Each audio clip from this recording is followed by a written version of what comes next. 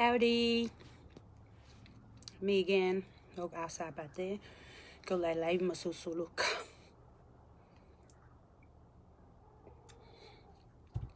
Magof mahe uuri. Behege uki live. Go ki live go ni live fra mahe uuri behege live ke ka mahe uuri. Go live fra mahe uuri. Manuki madit fakata pa he. Ako. Mo sululu kai be mo. Of coffee.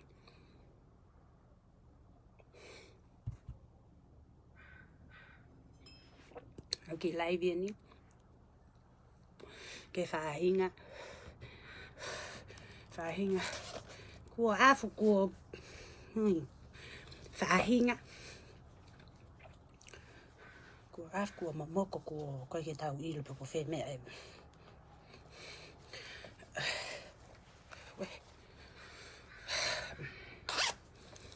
Koe koe whakapōri ko afu ia. Ke alaiven ke whaahinga o ko ui au ke kau ulububula. Man tui na was other definition ke ulububula koe whaahinga ia o gui nei nai tao. I nei nai tao tae malawa whakonene. Kei ke lawa e mea ko ia. I nei na ke mea o kei ke nau lawa e. Koe upu foi. Ai. Koe foi definition ni. Sisa watu. O fato mes mai. Koen ko hakona balativ live. Pai pe live fa matit fa kata manuki. Daga live in ke ka ulububula. Dai iloi fa koe he ka ta ulububula. E ku kata ko pai pa he nau fo ilo fa hake. Kata ko fo pai pa vilo o oku. Lo fo lo fa hake. Tata te fiton ke kautonga. O ia we fra poka ka hopo ato analyze o música. Kai ke vilo pete ka masa me fe ko analyze. Pe atu ko fie popo to. Kapau na pe he ho mo fie popo to he ai ke ngari kia mata I do he kia fra ilonga ako laka ako mea ke ai ha o ki me time ko poto ila ka poto vai o nau time kai ngari kia ho mata I do hi laka vai ho time ke poto no tau hi ho mui kai ke toki kolo sa ke o ina mai o ine no ia matao giao. He's gonna be started again. Do you have to do that? You want to do it later? What time? Give it to him after you get done. You can give it to him. That's fine. Sorry. You have a good day, okay? Okay. If I do. Sorry. Have a good day. Okay. Sparky, it's okay. Go back to sleep, please. Hey, alo ai ho poto tau hi aki ko. Mai fa langa speak mai gia. O fa ma fa no ia tao. Na wala ki manuki pa mo fa po uri Ko wori ia. Ka fa aluma. Manato e whainga lelei whakatonga. Tala pehe tonga ko so iti ka ia pulari fulu. O go wori ia. Ai hake ki mea toi Ministry of Ha ni tonga be. Ministry of Ha I tonga be ni.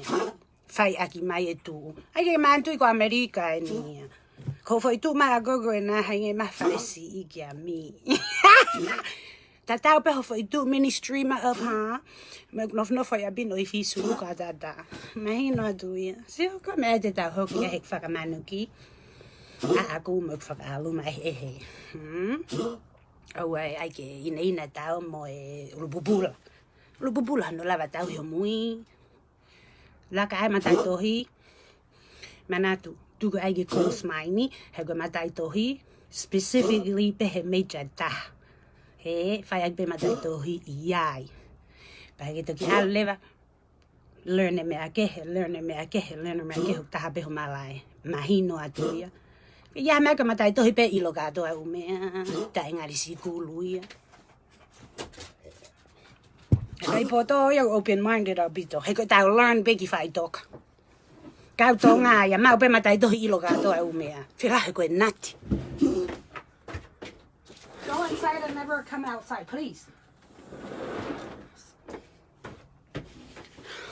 He koa ka matai tohi Ministry of my Ministry of Hago Pea o ke executive. Ta tau po for Ministry of whatever going na, me ele I hep ki foi turi ki no sulsuluka. Mahino atu ia kata le pai ya o kuai. La ka va hei ho tai mi ki ke ilo ho foi sikulu. Taimi yolo mui. Na fo mui. Taimi famaloisino. Taimi al ke ngawe he o pehe. Ho avalu al ke ngawe, ho avalu malolo, ho avalu play ko ne lava ia foi ho wa fa. Se ka o foi no ia bigo ilo le anga me. Ia ko e fie poto. Hilatu. Ia wai fu matai kalas ke he puaka. Kau ka no fo ke uhanga lawe kalas e puaka. Poor lunch. Piggy, all of the above it. O ahme aunga kataman. Hil hakef ka famaloisino. Fitness and ha. See, don't get too at him. Wanna be fitness and thing. Hako siya tu. Pulu fala ope meta fako tau. I don't know where the hell is the fitness there. Iyo. O na lele mai lafa mai fa I pai pa me ai tonga lafa mai turi ki o gu he te pa he fa ka ta fa lu ma ho mo lai para ngari ho ai ha me ke ma vivi ba doki dele mai o la tai mai turi ki ko en ma fa no ai ma monga ho ke la vai me go la vai yo ai ha me ga Ministry bei donga, ko pai pa bei donga. Maino, pai pa gona kata no ia manguafi. Fie pai pa. Nga kau. Tau ha ia. Ministry of Siang Guia. Falangalea, Keke hake he tai faelu. Keke hake he ulububula. Keke hake he whakapipiko. E ui laupe koe hae. Dele atu. O whakaluma atu mo meau kiki mo la vai. Ka mo hao ai anga mai kia te au. Ai anga mai, tari ai anga atu. Koe no ngape, no ngaena, merino e tau mea. Lele mai mo ki mindset whakatonga koe. Ministry of Ha mo ki matai toi. Manatu. Koe ka wako. Koe nau major au taha pe. Tu ke ka pauna ke double major. Pe koe ha. Ka go ilo le rei au hosi ka au major taha pe. He? Fo I mea pe ko ia ko mala e ia wangongo pe ai. Talari pe ai. Whakamahai pe ai. I he fo I major taha ko ia. That doesn't mean kuke ilo gato koe umea. Ko ata mai ka wako open-minded to learn whatever. Pea nonga pe ia no foi malai. Ke lele hake ke ilo gato mea pulari fulu. Tu ko ha hopa mai koe. O ke au malai o ke au malai o oku. He, pa kuk malai o ku nonga pe au talari ai pa ma vivi ia. Ko koe ia, o ke ma vivi ia. Ka mea te wala ta analaiso. Ko ho ta enough noa. Ta pa bit ke mama fai noa ia mai giao.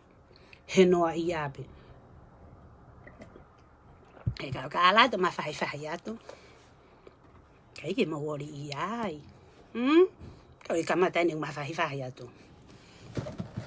Ko he foi me cha ke he ai ke ilo I ka to ai umea. Pulari fulu tai fa el mata eho.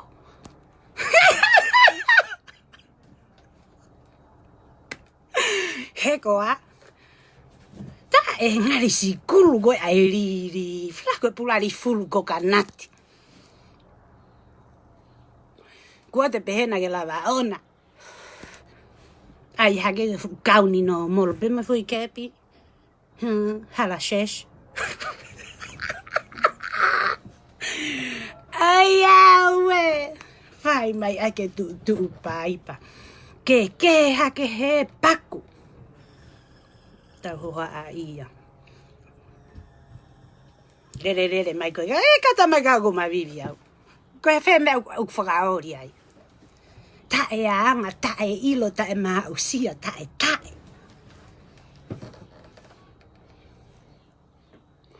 Hopo mai koe. Lau, tae. Tatu tau fia. Nofo noa pe au. Talari e kumea. He? Puna ulo mai koe set mamafa mai. Koe hau koe kai uka mea koe mo taki whao ma mea pehe. Tōku au ai mea mamafa. Mea mamafa koe hau uka mea moe whao. Alo hike uka mea ke ma vivi moe pulu whalo. Ka pau e tuku e ai mea mamafa. Moe fie e popoto. He?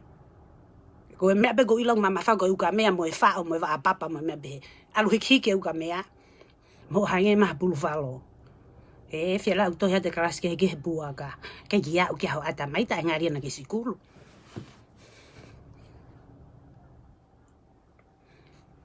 Lele mai koe. Afato mes buniani. Kui pike ilo ha mea. Koko uhinga pe ko tāna ki mei mua.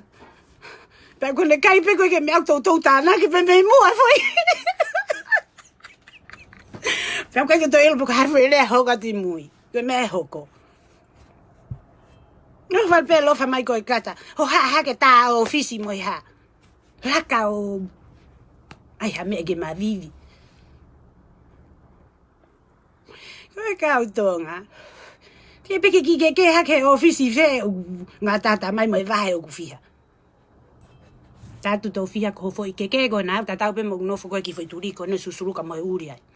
Tia, te tau alewa koe ulpupulau pehe. Moi ai mea mamafa. Pehe ko sulu ka pehe turiko ni tātau tau pe mo ministry of.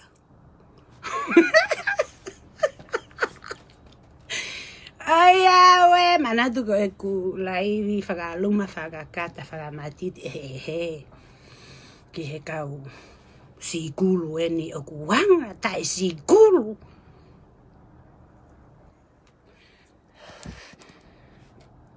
Tae koe e mea. Tae full. Tae ngā whaku. Nei au mai ki au stara au iau. Whinga i ke tūro o whae. Whi tāna ki mei muapa. Whiwana whinga u ere lo ke mea uraki. Tae malawa. Behe.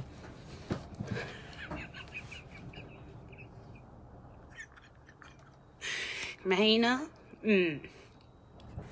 Hila hake me o ke hake ele whaniti hake ta whagi koe. Hila hake pulu whalo hake. Ai hange kou talatu. Alo ai ha me ke ma vivi. Alo ai ho ai ngawe koe na. Mahalo e civil servant. Puke a fufula mo. Foi ta whagi koe ya, I give you credits. Manuia. Koe foi ta whagi koe ho pulari fulu koe ho ata mai close-minded koe ke lafo mau tae whaelu mai. Koe anu ko manu talari atu ai. Alu, IME time, learn ke tauhi koe. Ke o te matai pulu whalo, hange o whukotutu kātoa maho a whi loto maari, matai tae te nominato mai a whoi whalakseni. Te kai ki hou namba. Matai whalakseni, tae te nominato.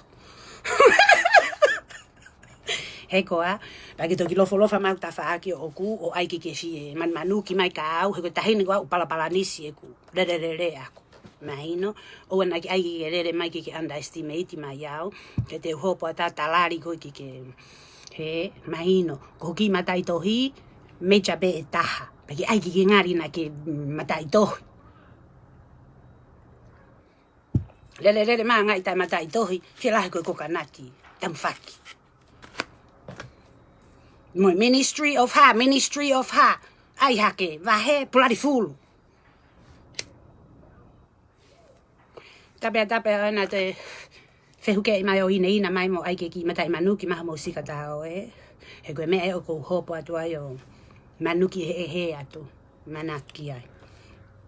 A whiho ata mai ke open-minded. Ke ngari nā ke sikulu koe kakai au open-minded. Pa teke aike ke I loi. Ko o learn beni in life. Tau ki whai toka toki tuku pe tau learn. Pa ko malai o taha pe ko malai pe ko iau hange ko lau. O kuke puna whamaha he malai ko ia. Awangongo he malai ko ia. Tata kisi he malai ko ia. I he malai pe ko ia beuke I lo. He, kai lewa ke ilo ko mea ke you have to learn that. Mahino atu ia kau sikulu. Matai tohi whalangarea. Mindset whakokanati. Tamwhaki. Ngata te pei ai. He ko ilo mo ki fo ila rei tahena. Mea whakakata mai ki au. Huke hake bloody fulu. Huke hake whamalo sino. Kai kau ila peka hai awards kona go I don't see no nothing. Ko fu pulfalo. Whamalasino tai whailu katoa. Ko fu fatunga pulfalo beung nau tautu.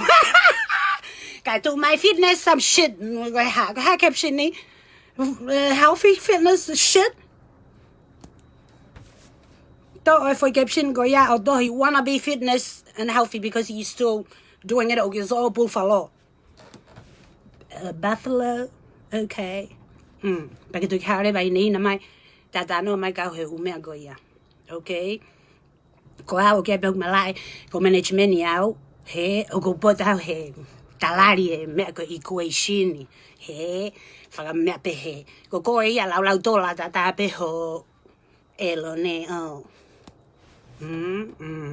Pota we disability au, pota we dynamics, he, fangi me pe tactic. He, ka me go malai au go le au, pa ko palai au gi au, o lari ai.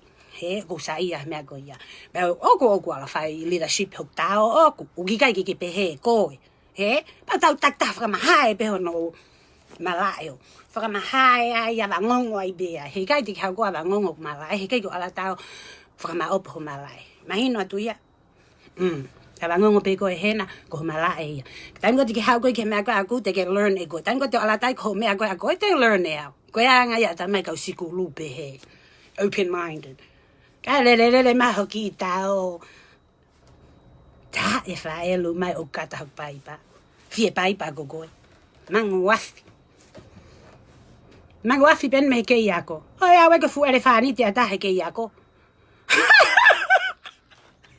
Manato fa riri pe ureta hopingi lalo ke te he ko pulfalo ya okay pulfalo ni pe wa ke tai ni o na ke te pe he o ministry of ha pe mato wa ho pulfalo ke pulfalo ni pe mahino ko a wi ko pleta una matulele ho con a loto o mi o ko ngata mo pingi ya ni siu a me tu ko así ngai li lalo he to le me fu pingi go ha ve po cua. Io. Pe tau mea ki tau toi whamana. Tu hake whamfu mea go ia. E ai koe ke tai mi ngā o hake. Tai mi ngā mai. O kou tai e uwhi atu. Pe tau mea tau ki tangata. Whai beigi ministuri turi go nai tonga. Kai goa mai ka te au. Ko tātu, whaunga beho foi ministuri, mo foi mau kie mo e hafua mea go ia mo e whamasino ta e whaelu, I tonga na bei. O hope mai ko lai ne o gu malaki ko ki homo e re lomo ki matai tohi. Whaunga e tā pepe. He ko foi manuki. Whaka aluma. Ki he kau fia ana laiso. Makohita na haki u tai ufi atu lewa. Pehe. Lo whaki lalo tau nonga. O ai ke tai mi ngao. Mo tai na. He te whai atu pe mea tatau ka koe. Kau sio angi pe koe halewe mea te ke ongo. Iai tatau mo ku ongo I. Now you feel me? Yes. We're still human. Pehe pe tau mea. Ka pao lewa ke whi mai ke awhi mea leadership ma mea bagi tu kau kau talari ko ki ilo mea koe ia. O me nunga ko tak taha ilo koe mea. Interact with others, you start from thyself. Pate ki toki ilo le vai. He ko fuki ke ilo ko malai. Ain ko tatu to lofa ma learnia. He ko a. Ko fo I malai pe o tahape. Fa mahai u be ai. La ka male va learning ka pate o fie ilo ke o ilo ko malai te. Ala to e kat ka ko ke to gon mai go malai o. Ko ya nga ya me akte. Ko talari no ia pe ke pe ma pe foi malai ta. Talari ka to nga pe. Me chahe foi malai pe ta. Me pe. No. Toki fa manata te he. Io. Tapa pito te fai matana na taimi nga o analyze o tai fai lu mai turi ki ko ni e. He te alat pe anga pe hena te peiki a ko e. He ko a Buffalo. Ngata ai ku foi ta pepe ka o mea. Mo e pramahaki. He fu asapat. Sai be ko rak ma aglo to.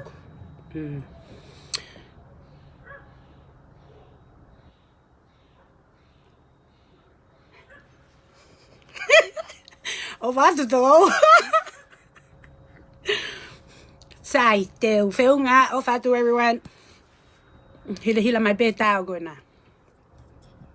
Toi mai ko ha ka tai mi nga o ko na na o go. O fatu yo. Have a good one. Excuse me, mi amor. Adios.